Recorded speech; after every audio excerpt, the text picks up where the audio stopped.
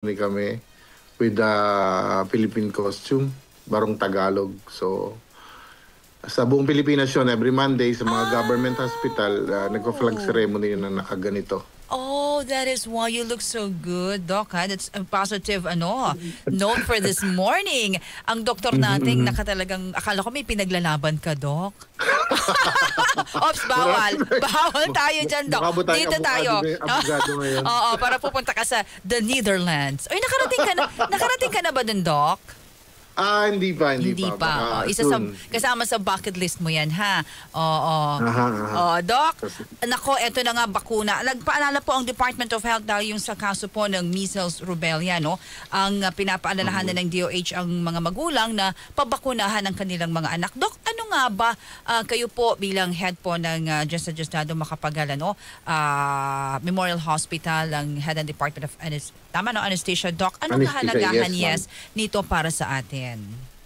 Ang kahalagahan ng bakuna para sa mga bata pagkaanak pa lang, usually yung mga moms, MMR na tinatawag na para sa bakuna, mumps, measles, and rubella, binibigay usually 2 dose sa bata pagkapaanak pa lang, binibigyan na, di ba, yung mga BCG na tinatawag natin. Meron tayong binibigay na kaagad yon pagkaanak pa lang. And then lifetime na yung immunity natin doon. Yes. Alam ko yun dahil binibigyan na kami ng listahan nun, di ba? Nung aming mga sa PEDYA, yung aming mga chikiting dadalhin. Yes, Doc. Tapos kung halimbawa, ini-schedule yan, usually may mga pediatrician naman bawat bata. So yung mga anak ng bagong panganak, refer na namin kaagad sa pediatrician, and then sila na yung nag-i-schedule regarding sa bakuna.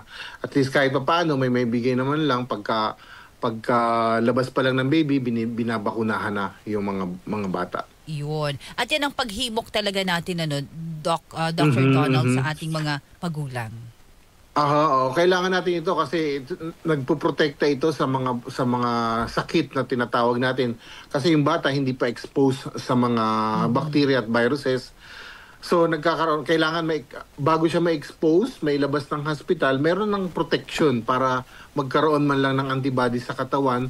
Yung mga bakuna natin bumubuo ng antibodies para sa mga protection sa ibang mga sakit na makukuha natin sa environment. Yes. So lahat naman ng mga sakit na nagkakaroon like nangyayari sa atin nakaraang ilang taon, nagkakaroon ng immunity tayo kahit hindi man lang totally nabawasan, at least hindi magkakaroon serious illness yung mga bata or mga tao na maging ano bang tawag dito, yung malala. Kumbaga sa Tagalog, malala yung mga sakit dahil nabakunahan nga tayo. Exactly. And Doc, during the pandemic, alam natin yun, di ba? Talagang yun ang natin, it is a must, no, na tayo magpabakuna. Doc, hindi lang sa mga chikiting, sabi ni Nanay Melissa ng Quezon City, Dr. Donald, good morning. Sa mga medyo sabi kaedara na, o yung mga teenager, kaedara na, anong may rekomenda yung mahalagang bakuna? Alam ko mga flu vaccine, no? Anti-pneumococcal, no, Doc? Una-una yung mga matatanda naman na pasyente natin kasi mababa na yung immune system nila, usually mahina na.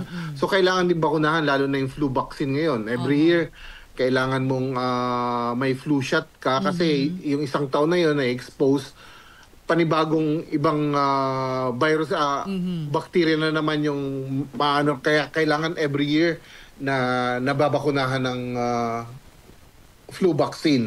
Kasi sa mga matatanda, may hina ng immune system natin, kailangan kahit pa paano, may protection pa rin tayo. Yes. Hindi porket bata ka lang, yun lang yung binabakunahan. Pag matanda, ganun pa rin. Oo, tama yun, Doc. And very important yan.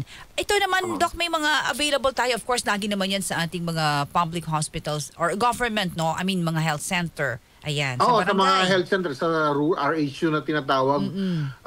Kaya hindi rason na nung bata ako, hindi ako nabakunahan, nagkabulutong tubig or measles ako nung bata dahil hindi ako nabakunahan. Hindi rason yun kasi sa government hospital, meron tayong mga bakuna para binibigay na doon. Ini-schedule nga yan ng mga doktor para sa pediatrician. kasalanan na ng magulang kung hindi magpunta yung anak sa schedule na binibigay nila yon. Yes. So yung ating Department of Health ay nagbibigay ng mga libreng bakuna regarding sa mga ganyang sakit.